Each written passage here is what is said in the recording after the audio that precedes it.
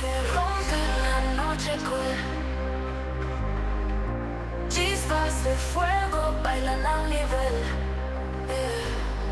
El olor a pólvora llena el aire.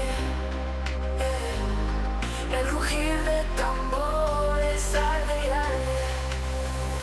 Adictive fire, el cielo grita, colores que flotan como dinamita. Fallas en llamas, suena el tambor. El fuego en Valencia late con amor.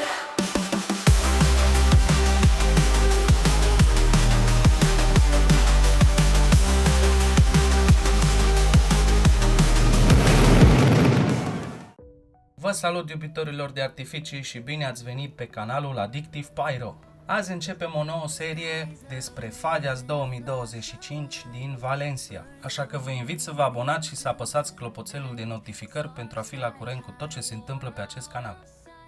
Haideți să începem acest episod cu niște cumpărături, iar pentru asta am venit la Todo Dulce Petarde. În caz că sunteți interesați de locație sau mai multe detalii, vă aștept cu întrebări în comentarii.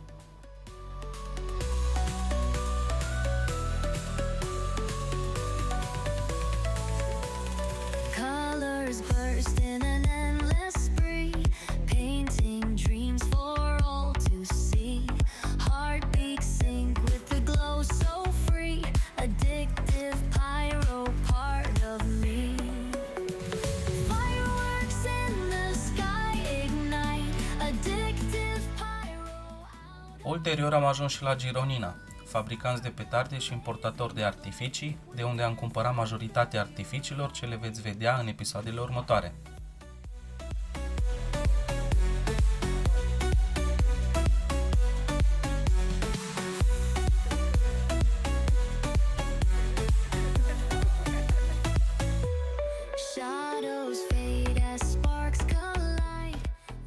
Am umplut jumătate de portbagaj cu artificii. Poate nu pare prea mult, dar la ce vreme am prins bine că nu am luat mai multe, că nu aveam ce face cu ele.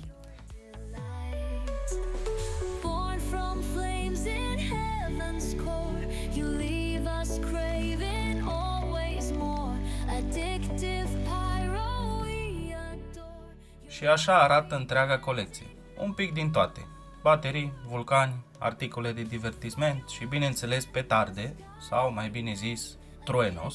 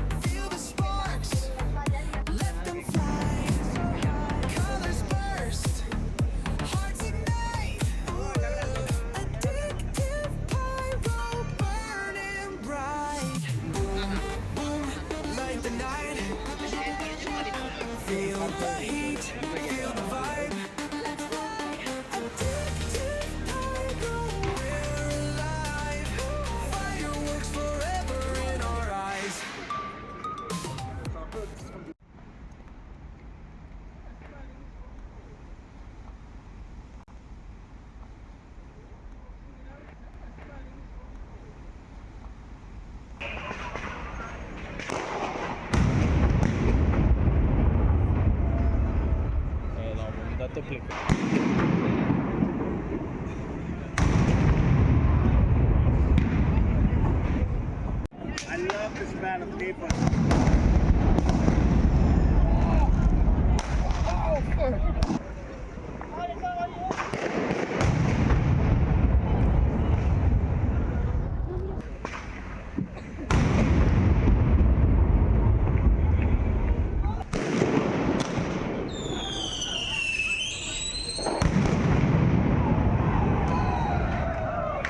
Bomba.